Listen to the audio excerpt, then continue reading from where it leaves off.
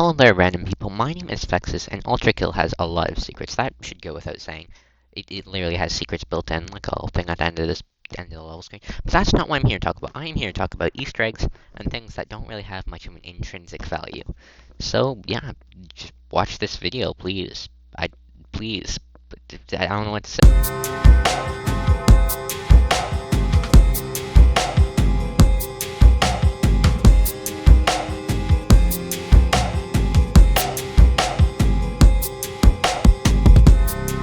So, for the sake of brevity, what I'll be considering an ultra secret is something that's not required to obtain a soul or complete a challenge, obtain an alternate weapon variant, or progress through the game normally. And also not those little messages for like the speedrunner out of bounds things. There's just too many of them. And no lore books, because I don't wanna.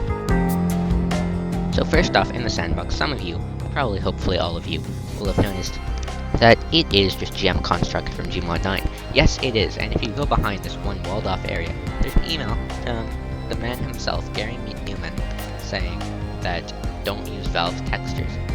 In 1-3, you can break this bit of glass and grab some soap, which will one-shot literally anything it comes into contact. This is a reference to Dusk, which has the same soap, one for each level. So in 1-4, there are technically 2 different ways you can progress through it, and as such, either of the different ways could be considered secrets. So first there's the normal way of placing 3 skulls on their pedestals, that's obvious, but you can also break the glass window. This is used in speedruns very often because getting those is hard. But there is one more thing.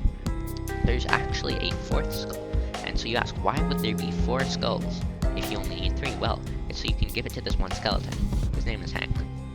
Now in 4-2, yes, 4-2, the game goes a very long time without any secrets, but anyway, in 4-2, there's just one stalker over behind the Statue of Liberty. He's got a nice little sandcastle, and if you destroy it, he will destroy the world, and there's nothing you can do about it. There's no escape no matter how far away you go.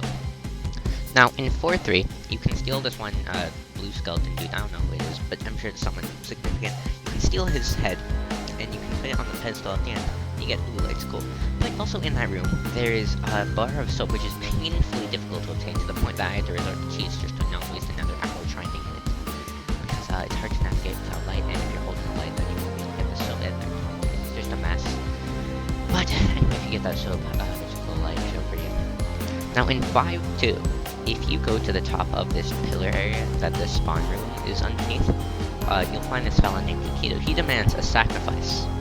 So, that's menacing.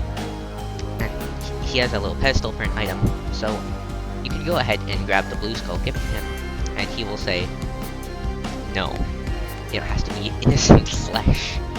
And so, for some reason, no skulls for him, so you can use that blue skull normally.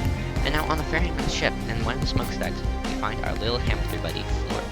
And now we have to sacrifice Florp. So, Florp gets destroyed, and Takedo thanks you and then destroys the world and crashes your game.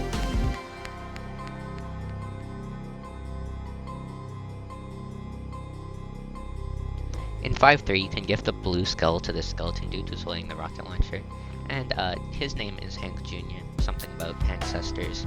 It's very funny.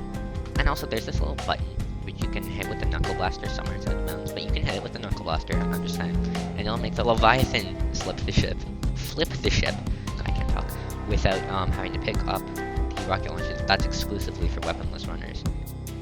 In 6-1, if you go to the top of the first area by slime storage and like also magic skill, there's this fella named Armboy, and we know this because when you look at him, there's this little text thing that says Armboy. Nice guy, he's cool, he rotates, which makes him awesome, and there's also flat attack. And then if you go to the top of the, I think it's the ending room by the blood orb, it just says penis, and there's a smiley face, because, come to think of it, it is a very large penis. Or at least in shape it is. In 7-1, if you go behind the rubble made by the first door the Minotaur destroys, there's just a little PNG thing that says live Hikita reaction. If you touch it, you will die. In 7-2, if you go behind the clock tower before it's destroyed using the back door that's there, like, no one had to knock it down to get in. But anyway, if you use that, and go up to the top, there's this little filth who's sleeping in the bench, which, fun fact, was actually a promotional image, like, right before Violence came out. Also, if you go inside of the bomb that's used to break away into the library, there's just Hikita watching like some animation. I don't know what it is. Like, feel free to tell me in the comments because I couldn't be bothered to do the research. Yeah, Hikita is watching something. In 7.4, if you go inside of the Earth Mover's brain, there's a plushie of Victoria Holland in there, and there's like a little thing that says light on. And after the destruction sequence starts, it says light off. Also, Earth Mover's got some moves. And then the Earth Mover that's fighting against is very small because why wouldn't it be? It's a low polygon. And is being ridden by the concept artist Big Rock. Alright, and last but not least, there is a lot of stuff in the developer museum. So first off, if you destroy exactly 29 developer plushies, then a bunch of PNGs of Gianni, the voice actor for Gabriel, will just come and start trying to kill you. They have the AI of a Radiant Filth, and if you kill them all, everything goes back to normal. But since they're all chasing after you, underneath one of the staircases, I forget which one, don't at me, there is Kidder, which is Peter's cat. It's that simple. After touching Kidder will attack all the enemies, and that works out very nicely for my predicament. And it's also unlockable in the sandbox, and yeah, just attacks all enemies. It can destroy anything except idols, which is weird, considering they're destroyable. Anyway, next up, behind the big statue of Dave Oshry, there's a little thing you can use to start a rocket race minigame, which is unironically, like, difficult.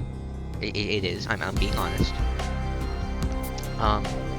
In the bathroom, there's this one stall that's occupied by Florp from 5.2 he lives on. And almost out of bounds, there's Arm Boy, just in this one area. And very far out of bounds, though technically possible to reach, by normal means I'm just not good enough to do it, there's this giant plushie of Salad. I don't know why, it's just there.